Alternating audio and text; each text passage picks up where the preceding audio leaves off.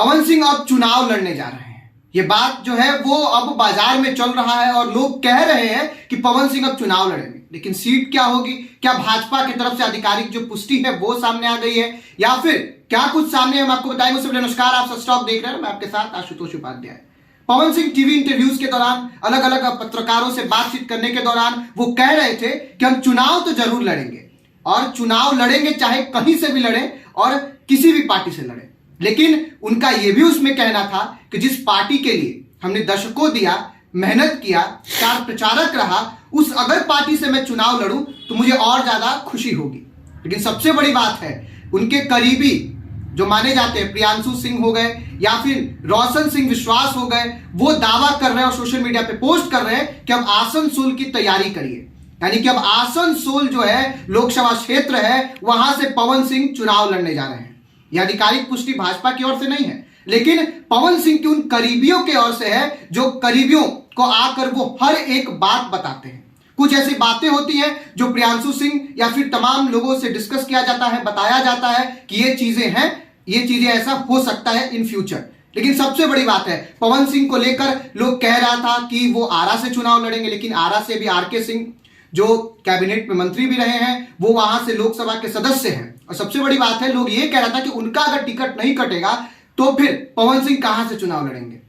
लोग ये कह रहे थे कि पवन सिंह यूपी से चुनाव लड़ सकते हैं, लोग ये कह रहे थे कि बिहार का ही कोई अलग ऐसा लोकसभा क्षेत्र होगा जहां से भाजपा कमजोर होगी, वहां पर पवन सिंह को उतारेगी। पवन सिंह जो है अब शंखनाद करते हुए नजर आ रहे हैं और आसनसोल से वो चुनाव लड़ सकते हैं। इसकी जो आधिकारिक पुष्टि है वो भाजपा की ओर से नहीं की गई है, लेकिन सबसे बड़ी बात है, प्रियांशु सिंह जो उनके करीबी हैं, रोशन सिंह विश्वास, उन्होंने इस बात की पुष्टि की और तमाम लोग सोशल मीडिया पे फोटो डाल रहे हैं और बधाई दे रहे हैं। और सबसे बड़ी बात, आज तक पवन सिंह ने जिसको अपना प्रेरणा स्रोत माना है, जिनको अपना प्रेरणा स्रोत माना है, सबसे बड़ी बात है ये कि मां को उन्होंने प्रेरणा स्रोत माना है और मां जहां से कहीं है, चुनाव वो वहीं से लड़ रहे हैं, ऐसा उनके करीबी बोल रहे हैं। और उन्होंने भी कहा था कि अब मां ने आदेश दे दिया है कि इतने दिन तुम्हें गायक के तौर पे, एक आर्टिस्ट के तौर पे अब देख लिए, अब तुम्हें एक सांसद के तौर पे देखना चाहते हैं और एक प्रतिनिधि के तौर पे कि तुम जन सेवा कर सको। बड़ी बात है, आसनसोल से चुनाव लड़ेंगे, लेकिन उनके लिए राह ये आसान नहीं होने वाली है। सबसे बड़ी बात है ये है कि शत्रुघ्न सिन्हा जो वो भी फिल्मी स्टार है, वो वहां से अभी सिटिंग एमपी हैं।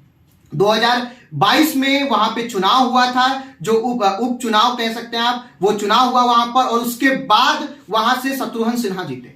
अगर उनके प्रतिद्वंदी की अगर बात कर ले, भाजपा ने जिनको उतारा था वो थी अग्निमित्रा पॉल, यानी कि 3,53,149 वोट जो है वो उनको मिला था। यानी कि कुल मिला जुला के कह सकते हैं कि 56.62% जो वोट था वो शत्रुघ्न सिन्हा को लेकर था। और सबसे बड़ी बात, जो भाजपा उससे पहले जो सिटिंग एमपी हुआ करते थे बाबुल सुप्रियो, वो जब बागी हुए तो जो अग्निमित्रा पॉल चुनाव लड़ी, उनका 30.46 जो प्रतिशत है उनका वोट शेयर हो गया।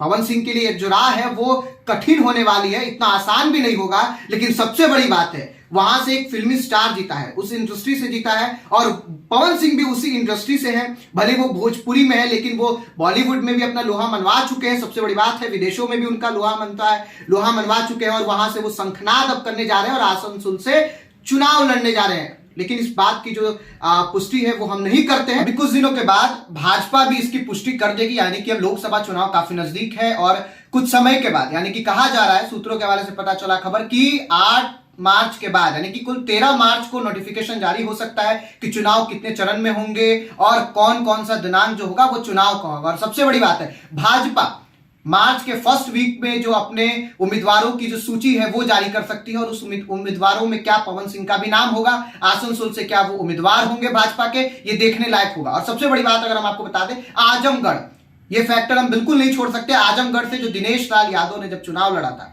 सपा का गढ़ माना जाता था, लेकिन वहां से दिनेश लाल यादव जब चुनाव लड़े तो अच्छा प्रदर्शन उन्होंने करा, लेकिन उसके बाद जब उपचुनाव हुआ तो दिनेश लाल यादव भाजपा का झंडा आजमगढ़ में गाड़ते हुए नजर आए और वहां पे जो भाजपा का झंडा है वो फहरा दिए। फिर क्या पवन सिंह भी आसनसोल से भाजपा का झंडा फहराते हुए नजर आएंगे, झंडा गाड़ते हुए नजर आएंगे?